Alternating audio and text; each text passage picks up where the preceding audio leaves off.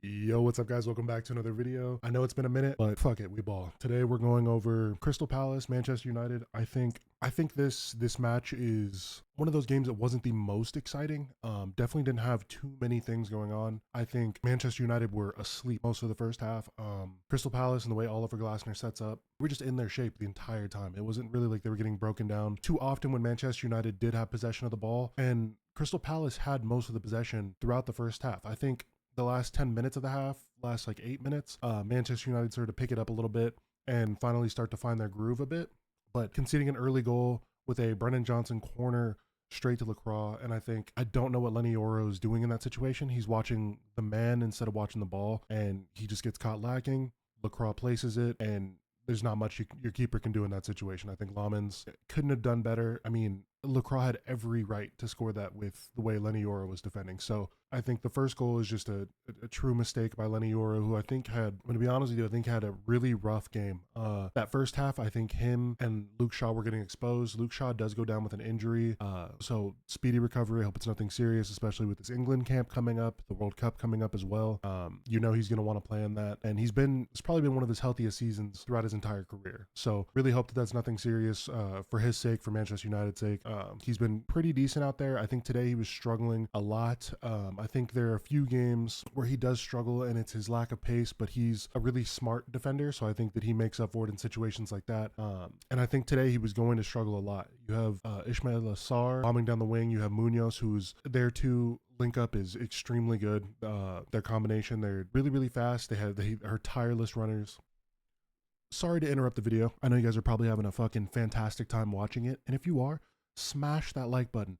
And please, hit the sub button. It's fucking free. We're on our way to 100. Thank you guys.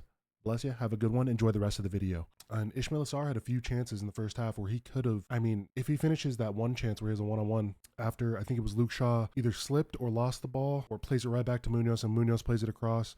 And Ismail Assar had a chance to really set the tone. It would have been, I think it would have been 2-0 at that point, and he strikes it directly at Lamans. Lamans deals with it extremely well.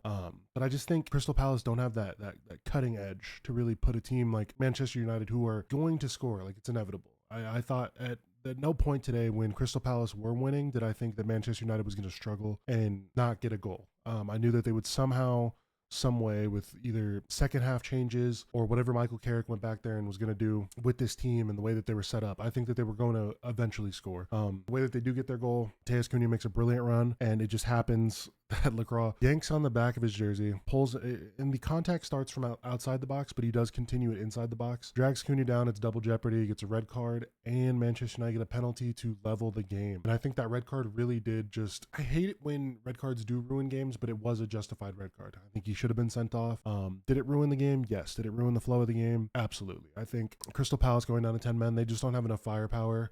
Even if all cogs are turning in that attack, I just don't think that they have enough. I think Strand Larson was dealt with really well today. I think Harry Maguire had a great game.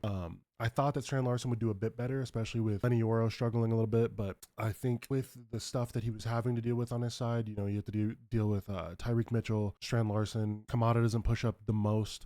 Adam Morton and Kamada mostly sit. I know Adam Morton does play a lot of progressive passes, and he's really, really good, but Lenny Oro didn't have much to deal with. I think if he was on the other side, he would have been absolutely cooked, but that would have been out of position for him, of course. But man, I think Manchester United played really well in that second half. The first half, I think they were extremely lackadaisical. I don't know what the fuck they were doing.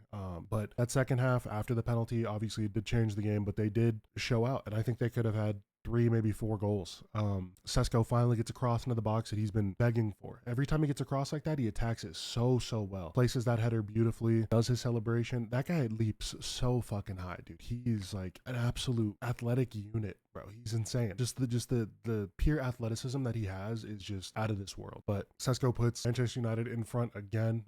He's on a beautiful run of form. I did think him starting today, I think he was going to get criticized if he didn't score or didn't contribute in any way, but comes up clutch. It's that game-winning goal. And obviously he is an extremely clinical finisher in the sense of, I think when he does get his opportunities, especially now with the run of form that he's been in under Michael Carrick, I think he's going to just keep finishing. And I could honestly see him finishing this season with 15, 20 goals. I think he could hit that.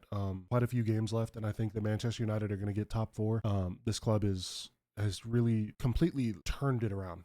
Under Ruben Amorim, they weren't looking good at all. There were moments here and there where you would see some things and you'd be like, "Oh, Manchester United pulled it out the bag," but it wasn't convincing. That was the thing. Nothing was convincing with Manchester United. And now, the way that they look is just completely different. I think some players are starting to falter here and there. I think Mbumo didn't have a great game today, but I think he'll be right back at it again next week. Nothing to really worry about there. Obviously, you worry with Luke Shaw's fitness, some of the center back injuries that you guys do have, but I think Manchester United are on the up and up. I could see them getting third place, fourth place. I think they're definitely in that realm for sure. Under Michael Carrick, they're 6 wins now, 1 draw, no losses, so they're unbeaten since I think like Christmas. So shout out to Manchester United. And if you are enjoying the video, and you did enjoy the video, please drop a like. Please hit that subscribe button. It's free and it helps out more than you will ever know. And thank you so much for watching the video. Peace.